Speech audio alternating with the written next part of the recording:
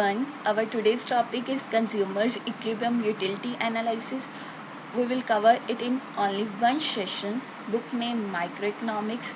In the previous videos, we had covered some chapters of microeconomics. If you had not seen, go and see.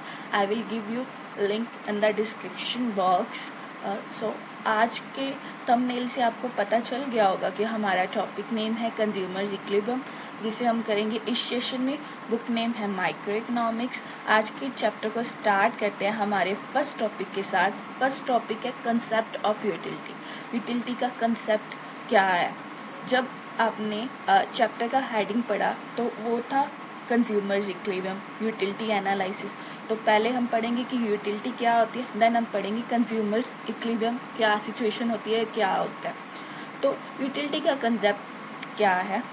हम daily life में goods and services को consume करते हैं जिससे हम अपनी wants को सेटिस्फाई करते हैं.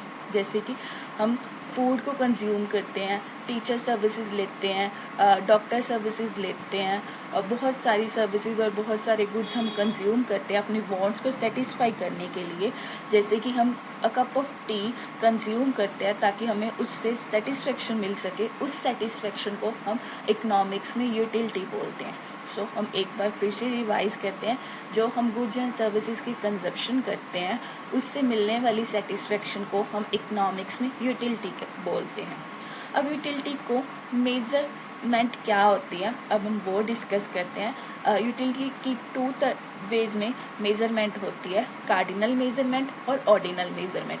कार्डिनल मेजरमेंट क्या होती है? जब हम यूटिलिटी को एक्सप्रेस करते हैं नंबर्स में, 1 2 3 इस सेक्टर कुछ भी नंबर हो सकता है. जब हम यूटिलिटी को नंबर्स में एक्सप्रेस करें तो उसे कार्डिनल मेजरमेंट बोलते हैं.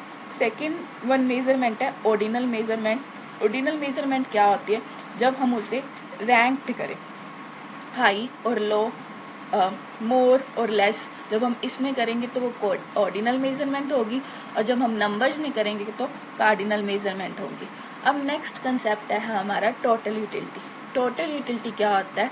जो हमें यूटिलिटी मिलती है कंजप्शन से, जितनी भी यूनिट्स हम कंज्यूम करते हैं, जो उससे यूटिलिटी मिलती है उसे हम टोटल यूटिलिटी बोलते हैं. उनके एडिशन को, उनके सम को हम टोटल यूटिलिटी बोलते हैं. जैसे कि अगर आपने 2 यूनिट्स कंज्यूम की कमोडिटी की, कोई भी कमोडिटी चाहे आप ले लो, चपाती आपने कंज्यूम करी, तो फर्स्ट चपाती से आपको 10 यूटिल्स मिले, मतलब 10 सेटिस्फेक्शन मिली, लेवल ऑफ सेटिस्फेक्शन मिला 10. और सेकंड चपाती से आपको 9 मिला, तो टोटल यूटिलिटी क्या होगी? 10 + 9 = 19. टोटल यूटिलिटी क्या होती है? Sum of total utility. Sum of utility = total utility. अब नेक्स्ट है मार्जिनल यूटिलिटी. मार्जिनल यूटिलिटी क्या होता है? जो हम कोई एडिशन यूनिट कंज्यूम करते हैं, मतलब कि जब हम एक से ज़्यादा सेम चीज़ कंज्यूम करें उसे हम एडिशनल यूनिट बोलते हैं. जब हम कोई भी किसी चीज़ की एडिशनल यूनिट कंज्यूम करते हैं, एडिशनल यूनिट कंज्यूम करने पर जो हमें यूटिलिटी मिलती है उसे हम मार्जिनल यूटिलिटी बोलते हैं. डेफिनेशन क्या है? It refers to additional utility on account of consumption of an additional unit of commodity. जब हम किसी कमोडिटी की एडिशनल यूनिट को कंज्यूम करते हैं उससे मिलने वाली यूटिलिटी को हम मार्जिनल यूटिलिटी बोलते हैं. एग्जाम्पल है कि अगर आपने 10 यूनिट्स कंज्यूम की किसी भी चीज़ की, सपोज करो आपने 10 चॉकलेट कंज्यूम किए जिससे आपको 100 यूटिल्स मिले, और जब आपने 11th यूनिट चॉकलेट का कंज्यूम किया तो इससे आपको 105 यूटिल्स मिले. तो 11th यूनिट को कंज्यूम करने पर और 10th यूनिट को कंज्यूम करने पर जो डिफरेंस आया उसे हम मार्जिनल यूटिलिटी बोलते हैं. हमारे पास डिफरेंस कितना आया? 5 यूटिल का, तो वो हमारी क्या होगी? Marginal utility of 11th unit. Marginal utility of 11th unit = 5 utils. और इसका फॉर्मूला क्या है? Marginal utility at nth unit = total utility n time minus total utility n - 1 time. अब हम डिस्कस करते हैं दोनों में रिलेशन क्या है, टोटल यूटिलिटी और मार्जिनल यूटिलिटी में. मैंने एक टेबल की हेल्प से आपको मैं ट्रांसलेट करूँगी, आपको समझाऊंगी कि क्या रिलेशन है दोनों में. अगर आपने ज़ीरो क्वांटिटी कंज्यूम करी तो आपको ज़ीरो सेटिस्फेक्शन, क्योंकि आप कुछ कंज्यूम ही नहीं कर रहे तो उससे आपको सेटिस्फेक्शन क्या मिलेगी। और मार्जिनल यूटिलिटी तो होती ही है कि जब आप एडिशनल कर रहे हो, तो अभी आपने कुछ कंज्यूम ही नहीं किया तो मार्जिनल यूटिलिटी भी ज़ीरो रहेगी।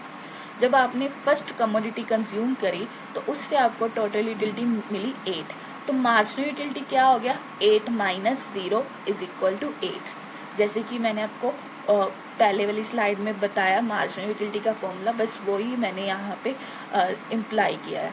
अब आपने 2 यूनिट ऑफ कमोडिटी कंज्यूम की तो आपको टोटल यूटिलिटी मिली 14, मार्जिनल यूटिलिटी मिली 6। जब आपने third unit of quantity consume की तो आपको मिली 18 और मार्जिनल यूटिलिटी मिली 4। उसी तरह जब आपने फोर्थ यूनिट कंज्यूम की टोटल यूटिलिटी मिली 20, मार्जिनल यूटिलिटी 2। फिफ्थ यूनिट जब आपने कंज्यूम करी तो 20 टोटल यूटिलिटी और 0 मार्जिनल यूटिलिटी। सिक्स यूनिट जब आपने क्वांटिटी की कंज्यूम की तो आपको टोटल यूटिलिटी मिली 18 और मार्जिनल यूटिलिटी मिली -2। मैं आपको इससे रिलेशन बताती हूँ कि दोनों में रिलेशन क्या है। जब आप ज़्यादा से ज़्यादा यूनिट्स कंज्यूम कर रहे हो, टोटल यूटिलिटी इंक्रीज हो रही है, बट मार्जिनल यूटिलिटी क्या हो रही है, डिक्रीज हो रही है। आप देख सकते हो 8 से 6 होगी, 6 से 4 होगी, 4 से 2 होगी। इवन मार्जिनल यूटिलिटी 0 भी हो रही है और नेगेटिव भी हो रही है।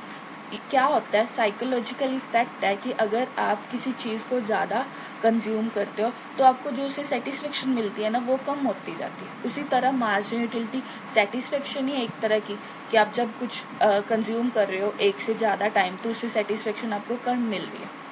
जब बोलते कि MU पॉजिटिव है तो टोटल यूटिलिटी क्या हो रही है, इंक्रीज हो रही है। मार्जिनल यूटिलिटी जब तक पॉजिटिव है तो टोटल यूटिलिटी इंक्रीज हो रही है।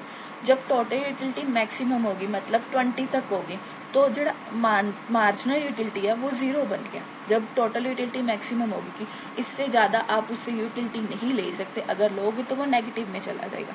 जब आपकी टोटल यूटिलिटी हायर पॉइंट पे होगी तो मार्जिनल यूटिलिटी क्या होगी, 0 होगी।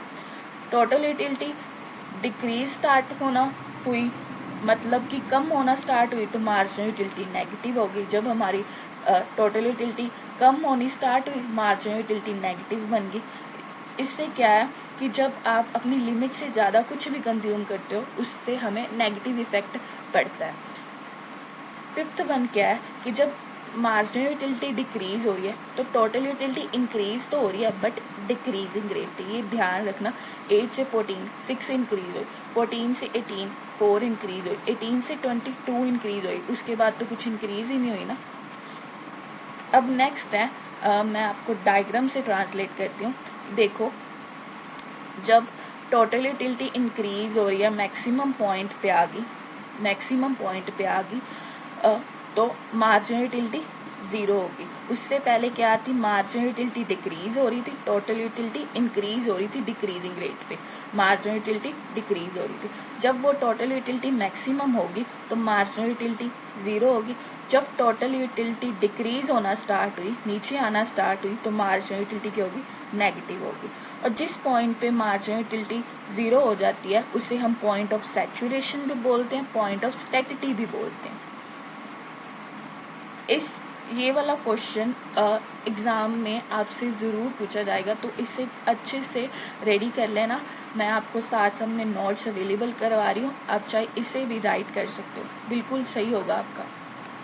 अब नेक्स्ट है law of diminishing marginal utility. Law of diminishing marginal utility में क्या बताया हुआ है कि साइकोलॉजिकली हमें ये पता है कि हमारी डिज़ायर जो हम डिमांड करते हैं या intensity of desire for a commodity, किसी कमोडिटी को डिज़ायर करते हैं, मतलब हम लेना चाहते हैं। साइकोलॉजिकल ये है कि जब हम किसी कमोडिटी को लेना चाहते हैं वो डिक्रीज़ होनी स्टार्ट हो जाती है जब हम उसे ज़्यादा से ज़्यादा कंज्यूम करो। देखो, आप चपाती डेली लाइफ में कंज्यूम करते हो, अगर आप रेगुलर चपाती कंज्यूम करना स्टार्ट कर देना, कुछ भी स्पाइसी ना ले, सिर्फ ओनली चपाती ही कंज्यूम करें रेगुलर डेली, तो उससे क्या होगा कि आप एक टाइम बोर हो जाओगे, आप बोलोगे कि मुझे राइस चाहिए। आज मैंने लंच डिनर या ब्रेकफास्ट में मैंने चपाती नहीं कंज्यूम करनी, मैं राइस करूँगा। क्योंकि आप रेगुलरली जब किसी चीज़ को कंज्यूम करते हो या ज़्यादा टाइम किसी चीज़ को कंज्यूम करते हो तो इंटेंसिटी ऑफ डिज़ायर वो जो आपको कम हो जाती है उस चीज़ की। जब आप ज़्यादा से ज़्यादा किसी चीज़ को कंज्यूम करते हो तो उसकी इंटेंसिटी हमारे लिए क्या हो जाती, कम हो जाती है। उसी तरह वो बोलते साइकोलॉजिकल इफेक्ट है कि हमारी इंटेंसिटी ऑफ डिज़ायर किसी कमोडिटी की डिक्रीज हो जाती है जब हम ज़्यादा से ज़्यादा उस कमोडिटी को कंज्यूम करते हैं। इसका मतलब क्या है कि मार्जिनल यूटिलिटी है हमारी, वो डिक्लाइन हो स्टार्ट हो जाएगी, कम होना स्टार्ट हो जाएगी जब हम उसकी कमोडिटी की कंजप्शन ज़्यादा से ज़्यादा करने लग जाएंगे। तो इसे ही हम law of diminishing marginal utility बोलते हैं। अब कुछ अजम्पशंस हैं इस लॉ की, वो क्या है कि जब भी हमने किसी कमोडिटी को कंज्यूम करना है तो उसकी स्टैंडर्ड यूनिट्स कंज्यूम करनी है। जैसे कि अ cup of T, not a spoon of T. Spoon एक स्टैंडर्ड यूनिट नहीं है, अ कप ऑफ टी, कप एक स्टैंडर्ड यूनिट है।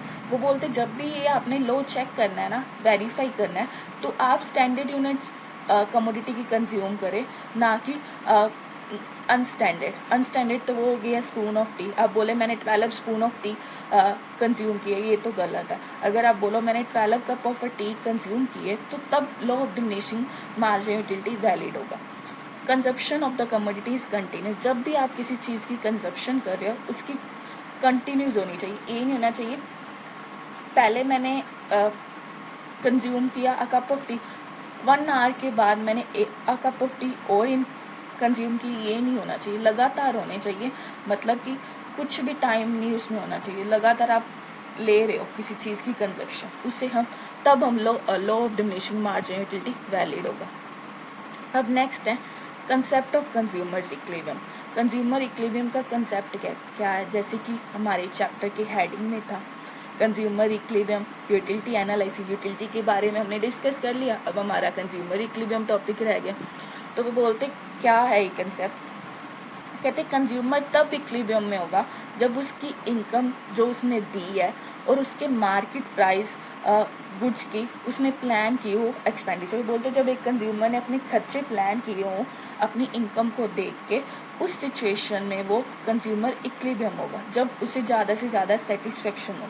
देखो अगर एक कंज्यूमर ने ये सोचा है कि मैं 100 रुपी पर केजी एप्पल लूँगा, तो जब उसे 100 रुपी पर केजी एप्पल मिल रहा है तो वो सेटिस्फाइड होगा। अगर वो 1 केजी एप्पल उसे 120 में मिलेंगे तो वो कंज्यूमर इक्विलिब्रियम स्टेट में नहीं होगा, क्योंकि उससे ज़्यादा सेटिस्फेक्शन नहीं मिलेगी।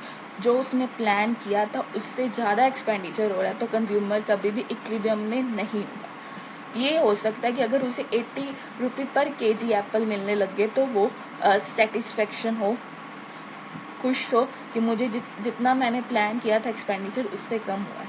बट ये नहीं हो सकता कि जो उसने प्लान किया एक्सपेंडिचर उससे ज़्यादा उसे प्राइस लगे, उसकी एक्सपेक्टेशन से ज़्यादा प्राइस लगे, तो वो कंज्यूमर इक्विलिब्रियम में होगा नहीं। उस सिचुएशन में इक्विलिब्रियम में होगा जब उसे मिलने वाली यूटिलिटी गुड्स से या जो उसने एक्सपेंडिचर प्लान किया है वो ही हो। अब इसका फॉर्मूला या आप बोल सकते हो कि marginal utility of x upon price of x is equal to marginal utility of money. वो बोलते जो उसे एक्स से मिलने वाली यूटिलिटी है उसको जब हम प्राइस से डिवाइड करें, अगर वो हमारी मार्जिनल यूटिलिटी ऑफ मनी के बराबर आए, मतलब कि जो हम एक्सपेंडिचर करना चाहते हैं उससे हमें उतनी ही सेटिस्फेक्शन मिले, जिसे हम marginal utility of x upon price of x बोलते हैं, मिले, तो कंज्यूमर क्या होगा, इक्विलिब्रियम में होगा।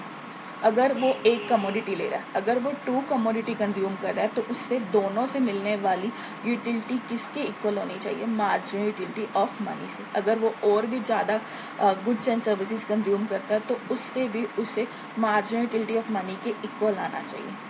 इससे हमारा चैप्टर कंप्लीट हो गया। अगर आपको अच्छा लगा तो लाइक करिए और आप ज़्यादा से ज़्यादा शेयर करिए। Thanks for watching.